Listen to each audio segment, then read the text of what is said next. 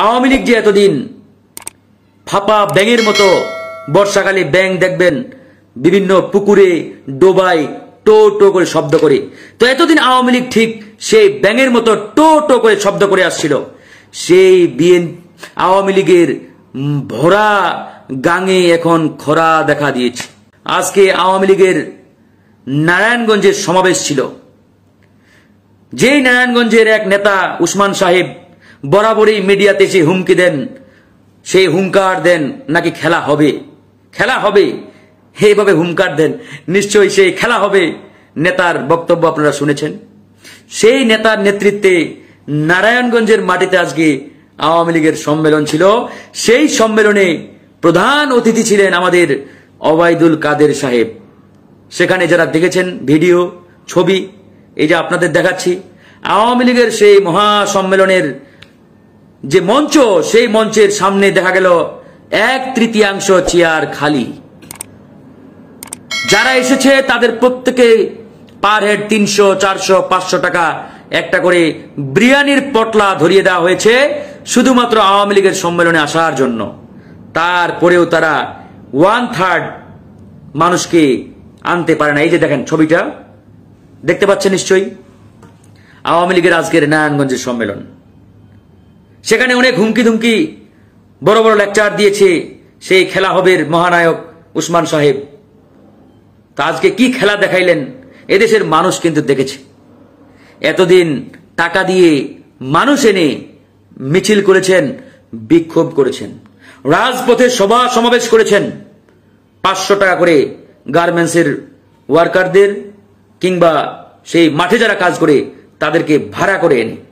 কিন্তু এখন মানুষ এতটাই আওয়ামী লীগের উপরে ক্ষুব্ধ, এতটাই এই চোর বাটপারদের উপরে ক্ষুব্ধ, টাকা দিয়েও তারা আর আসতে চায় না। 500, 1000 অফার করে বলে আওয়ামী লীগের মিছিলে যাইতন নেই। সরাসরি প্রশ্নের উত্তর এভাবে দিয়ে দেয় সেই তৃণমূলের মানুষ। টাকা দিয়েও আওয়ামী লীগ মানুষ পাচ্ছে না, সামনে আরো পাবে না। এখন তো 2 লাইন চেয়ার পরিপূর্ণ হয়, ফিল আপ হয়। সামনে দেখবেন 2 লাইন না, স্টেজে বসার মতো নেতাও খুঁজে পাবে না। কারণ এই দেশটাকে যে তারা ধ্বংস করে দিয়েছে, এই দেশটাকে যে একদম ধ্বংসের দ্বার প্রান্তে নিয়ে গেছে, সেটা এই দেশের মানুষ এখন হারে হারে টের পাচ্ছে। কাউকে বাধ্যতামূলক অবসরে পাঠাচ্ছে, কারো প্রমোশন আটকে দেওয়া হচ্ছে, কাউকে চাকরিচ্যুত করা হচ্ছে। কিন্তু আমরা স্পষ্ট ভাষায় বলি, যতই আওয়ামী লীগ চাকরি খেয়ে দোক, চাকরি থেকে বরখাস্ত করুক, আপনারা জনগণের পাশে থাকেন, নীতিতে অটল থাকেন। ইনশাআল্লাহ জনগণের সরকার যেদিন প্রতিষ্ঠা হবে, আপনাদেরকে এদেশের মানুষ সসম্মানে আপনাদের পূর্বের জায়গায় আবার বসাবে, নিশ্চিত থাকেন। সুতরাং ভয় আতঙ্কের কোনো কারণ নেই। আওয়ামী লীগ যাবে, এটা একদম শতভাগ নিশ্চিত থাকেন। আজকে না হয় কালকে, অলরেডি তারা প্রস্তুতি নিচ্ছে। কাদের সাহেব এজন্য বক্তব্য দেয় যে বিএনপির মোরা গাঙে জোয়ার সৃষ্টি হয়েছে। আর আমি বলছি যে আওয়ামী লীগের ভরা গাঙে খরা দেখা দিয়েছে। কাদের সাহেব যেহেতু বললেন বিরোধী দলের মোরা গাঙে নাকি জোয়ার সৃষ্টি হয়েছে, তা আমরাও জনাব ওবায়দুল কাদেরের সুরে সুরে বলি যে আওয়ামী লীগের এতদিনের ভরা গাঙ্গে এখন খরা দেখা দিয়েছে। এতটাই খরা দেখা দিয়েছে যে আওয়ামী লীগের সাম্রাজ্যে পতনের এক মহাভূমিকম্প সৃষ্টি হয়েছে। মহাভূমিকম্প সৃষ্টি হয়েছে। আওয়ামী সাম্রাজ্যে পতনের জন্য তারা প্রস্তুতি নিচ্ছে।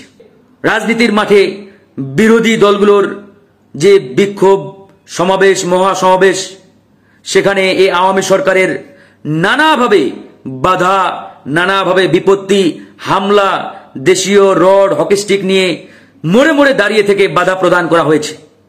সরকারিভাবে হরতাল ডাকা হয়েছে। সকল গাড়ি ঘোড়া যানবাহন বন্ধ করে দেওয়া হয়েছে যাতে বিএনপির বিভাগীয় সমাবেশে লোক সমাগম না হয়। তারপরেও জনতার গণস্রোত থামাতে পারে নাই। ভয়াবহ সংকট। আওয়ামী লীগ পালানোর জন্য প্রস্তুতি নিচ্ছে। তারা 100% পালাবে, কারণ তারা এই দেশে থাকলে দেশ চালানোর মতো ন্যূনতম যে অর্থ সম্পদ দরকার সেটা নাই। দেশ চালাবে কিভাবে? কোনোভাবেই আগামী 6 মাস পর্যন্ত চালানোর মতো আওয়ামী লীগের থলেতে কোনো অর্থ সম্পদ নেই। সুতরাং তারা পালানোর জন্য প্রস্তুতি নিচ্ছে এবং পালাবে, এবং ভয়াবহভাবে তারা পালাবে। কিন্তু কথা হচ্ছে, পালানোর পরে যারা এই দেশের দায়িত্বে আসবে তাদেরকে ভয়াবহ এক পরিস্থিতির মুখোমুখি হতে হবে, ভয়াবহ মুখোমুখি। কারণ দেশটাকে তলাবিহীন ঝুড়িতে পরিণত করে ফেলেছে। ভয়াবহ একটা হুমকির মুখোমুখি দেশের মানুষ হিমশিম খেতে হবে এর পরবর্তী সময়ে দেশের দায়িত্বে যারা আসবে। আওয়ামী লীগ পালানোর জন্য প্রস্তুতি নিচ্ছে, কিন্তু তাদের সার্কেলে যারা রয়েছে এরা আওয়ামী লীগকে টিকিয়ে রাখার জন্য আপ্রাণ চেষ্টা করছে। কেন? প্রশ্ন করতে পারেন যে ভাই কেন তাহলে তারা আওয়ামী লীগকে টিকিয়ে রাখার জন্য চেষ্টা করছে? কারণটা হচ্ছে, এই যে দীর্ঘ 13 বছরের আওয়ামী দুঃশাসনে যারা আঙ্গুল ফুলে কলা গাছ হয়েছে, আওয়ামী লীগের ছত্রছায়ায় আওয়ামী লীগের সুবিধা ভোগ করে জনগণের পেটে লাথি মেরে হাজার হাজার কোটি টাকার মালিক হয়েছে, সেই কনস্টেবল থেকে শুরু করে প্রধানমন্ত্রীর দপ্তরের উচ্চপদস্থ কর্মকর্তা, এরা জানে না? এরা তো জানে যে প্রধানমন্ত্রী শেখ হাসিনা যদি কালকে চেয়ার থেকে চলে যায় তাহলে আমাদের অবস্থা কি হবে? আমাদের অবস্থা হবে শ্রীলঙ্কার মতো। গত কয়েকদিন আগে শ্রীলঙ্কায় কি হয়েছে নিশ্চয়ই আপনারা দেখেছেন, দেশের মানুষ দেখেছে। কি এক ভয়াবহ পরিস্থিতি সেখানে তৈরি হয়েছিল।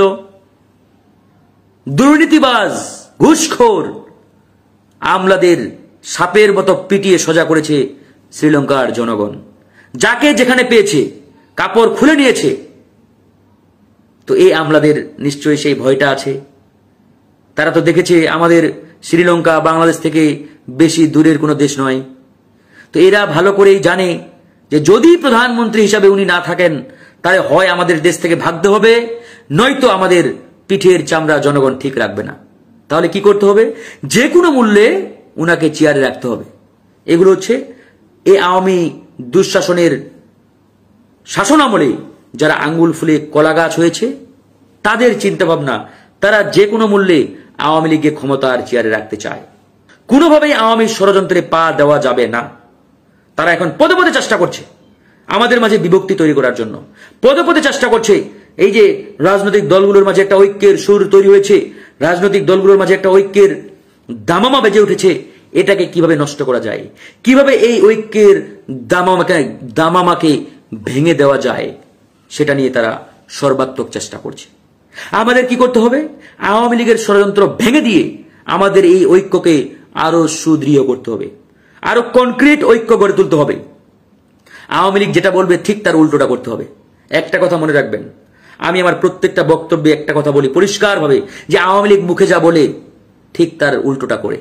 সুতরাং এদের মুখের কথার বিন্দু পরিমাণ কোনো মূল্য নেই, কোনো ভ্যালু নেই। এই যে 13 বছর দুঃশাসন চালিয়েছে আমাদের উপরে, শুধুমাত্র আমাদের কারণে, আমাদের ভিতরে অনৈক্য, বিভেদ এবং জনগণের ভিতরে ভয় ঢুকিয়ে দিয়ে, জুজুর ভয়। এখন দেখতে পাচ্ছেন মানুষের ভিতরে আর আওয়ামী জুজুর ভয় নেই। মানুষ সেই ভয়কে লাথি দিয়ে দূরে ঠেলে দিয়েছে।